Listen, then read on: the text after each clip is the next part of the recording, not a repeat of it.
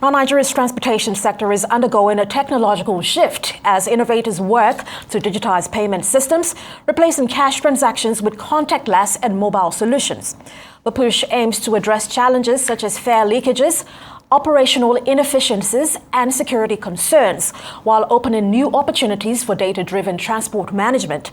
As cashless adoption grows across various industries, public transport is emerging as the next frontier for digital transformation.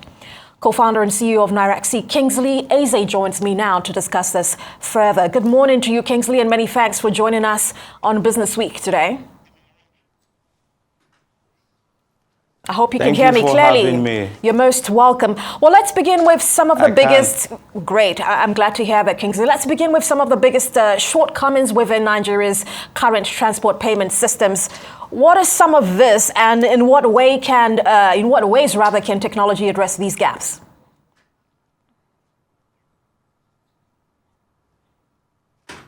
Thank you for that question. The current transit systems we operate in Nigeria, the first problem it has is heavy reliance on cash. I can tell you for the fact that 70 to 80% of all payments when it comes to taking both intra-city buses, for example, within Lagos or within Abuja or whatever city you are in Nigeria, interstate travels is done primarily through cash. It's only airline travels because of the high ticket items that you see people that can pay with their cards or pay through mobile payments. So the first issue we have here is the issue of a cash-based system. The next system we have is inefficiency when it comes to operating transit systems. You see conductors or drivers or transit operators, they waste time. For example, boarding takes a whole lot of time. You also see issue where I don't have change is a problem for most commuters. So the next problem you also face is the issue of you don't have accurate data to back up the ridership that most operators engage in. So they can't even access loans. When government buy buses, they end up maintenance is an issue because there's no data to track how much a particular bus makes in a month or in a year that gives the government the positive nudge to buy more buses or even to pay attention to this industry. So recap, heavy reliance on cash, inefficiency of operators, and not being able to get accurate data from the current transit systems that we operate. Looking at your platform, how does Noxi's model streamline fare collection for both passengers and operators? Okay, for Noxi, what we've done is we tokenize payment in the sense that we're not coming to replace both cash and the bank, because that's actually the middle point there. Commuters can come with cash. They get to use regular way they normally pay, but they have to record that data into a card. So the platform is more of representation of that physical cash, so that when you go to the bus operators, you can just go get access to the service. In terms of the merchants, they also have their own established payment channels that Noxi can plug into and make sure that their collection is done seamlessly. There's also instant settlement. We hope to cut down transaction time to just 1 second. If you go to places where we have our systems operating, for example, in Plateau State, Jos, transaction is done in just a second. We hope to have it more of a lifestyle card system where you can just use the system for your, low ticket items, for example, micro payments, because the current payment infrastructure, like bank transfers, you can't charge someone that wants to go to, let's say, Gariki or Oshodi, 15 naira for every transaction. So they want I want to pay 500 and I'm just paying 500. So that is what our system will guarantee. There's zero transaction fee. You only pay that transaction fee at the point of top up, which means if you know you can use a bus for like 20 times in a month and each ride costs you 300 naira, so you can just do 20 times 300. So you can just load 6,000 at once, pay that transaction fee one time and use it for the rest of the month. So we also hope to scale it to other use cases. So that's what we offer at Noxi. Certainly sounds like a seamless approach to it. But as you highlighted earlier, it all boils down to cash, which still dominates fair payments. That's where this all stems from. What strategies can drive a more aggressive shift towards digital systems?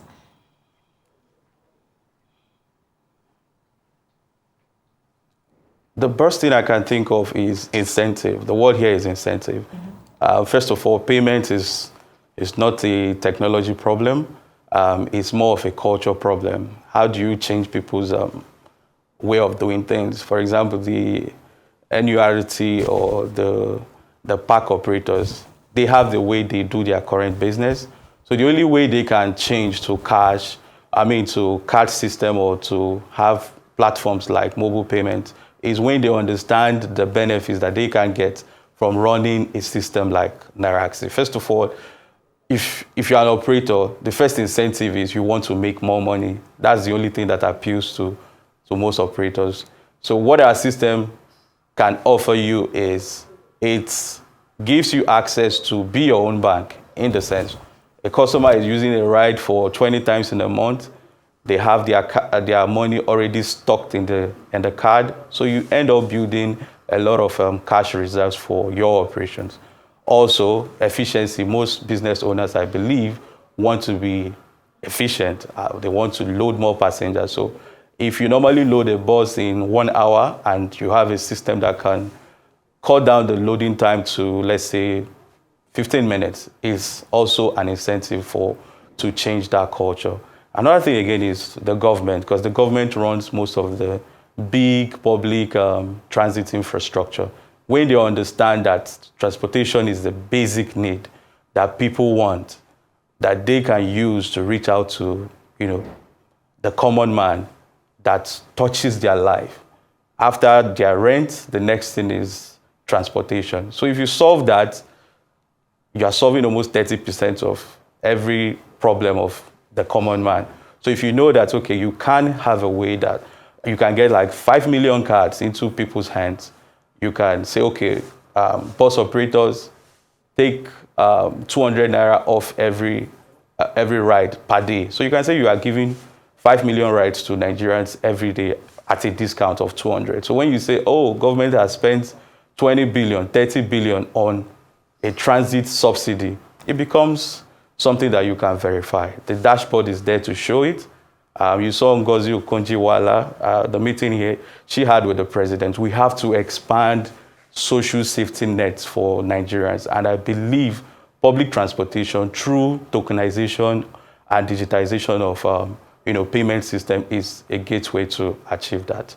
Right, these sound very enticing and mouth-watering, but contrary to popular perception, there are still many commuters out there, Kingsley, without smartphones and bank accounts. How can digital payment solutions remain inclusive for these commuters? Thank you for that wonderful question. When it comes to the payment system, we thought ahead for the use case, knowing the terrain. We're Nigerians, so we have to create a product that works for Nigerians. So when it comes to you don't have a bank account, you can get the card without having a bank account because you are giving cash for the card and we are imputing a representation of, let's say you gave us 5,000, while putting 5,000 into a NFC-based payment card. When I mean NFC, is something you have to be near a field to get that top up, and that checks issue of fraud or identity theft or hack because there's no remote access. So you don't need a bank account to have that. Also, you don't need a smartphone to have that. But we also created a mobile application that you can also use to recharge the card by yourself. So if you don't want to go to a terminal to recharge the card, then you could use the mobile application. So the mobile application that is being rolled out is going to just be like an added product or added incentive for you to have convenience. But the basic things, which is making payments, getting a simple service like a taxi or a bus ride or even a downfall ride, you can make that payment seamless without any technological barrier except the card. Great. So you're already very well thought out, it sounds like. Let's talk about partnerships with government agencies, banks, telecom players in scaling cashless transport systems. What roles do these play here? Yeah, we have a proposal in a couple of places. Thankfully, Plateau State also adopted the system and it got positive recommendation by the president himself. We also thank the people at Plateau Express. We love their products, how they are using it, and we see the lives it is changing.